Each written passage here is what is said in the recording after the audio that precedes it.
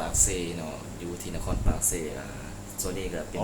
เวลาอยู่ประมาณ6 โมงเนาะนี่ก็กำลังสิเดินทางไปนครหลวงเวียงจันทน์วันนี้ก็เป็นมื้อวันอาทิตย์พิเศษเนาะเพราะว่าเฮาเดินทางครั้งนี้เป็นเฮาเดินทางไปกับเป็นก็มีความตื่นเต้นนิดจักหน่อย เพราะว่าครั้งแรกเนาะก็โอเคเดี๋ยวเฮาไปก็เลยเจอกันอีกแล้วเนาะโอเคเนาะตอนนี้เฮาก็ฮอดสนามบินปากเซเนาะเดินทางไปนครหลวงเวียงจันทน์แต่ว่ามื้อนี้มาเช้าแน่จักหน่อย เพราะว่ามันเป็นครั้งแรกนะอีหยังก็ต้องแบบอยากโอเคเตรียมไว้เนี่ยเพราะว่าบ่เคยเดินทางนี้เด้บ่เคยเดินทางยนต์ก็เลยว่าบ่ฮู้เนาะมานี่ประมาณ 7 โมงตรงเนาะที่จริงแล้วแจ้งปีประมาณ 8 โมงปลายแต่ว่ามาก่อนเคเนาะนี่ที่สุดก็ได้แจ้งปีเลยเนาะนี่ตัวมีแต่ว่ารอทางซึ่งตอนนี้ก็เป็นเที่ยวบินของลาวแอร์ไลน์เนาะเพราะว่าลาวแอร์ไลน์จะบินก่อนเลยอย่างสกายเวย์ตามหลังเนาะแล้วตัวนี้ก็เป็นยนต์ที่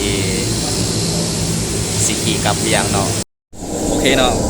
ในที่สุดเราก็ได้กลับเบียงแล้วโอเคแล้วเจอกันอยู่ที่เบียงอีกบ้านหนึ่งเนาะตอนนี้กำลัง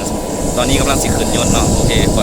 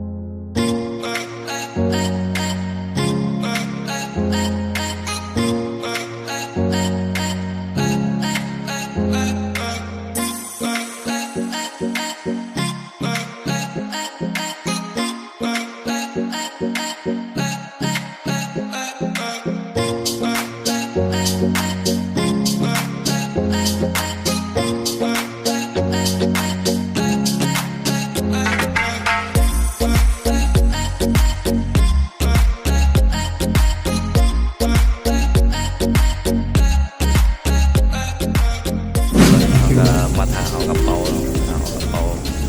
เพราะว่าเดี๋ยวเขาเอากระเป๋าไป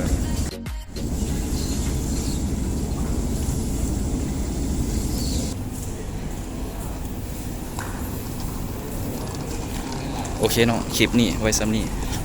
เจอกันคลิปต่อไปโอเคบ๊ายบาย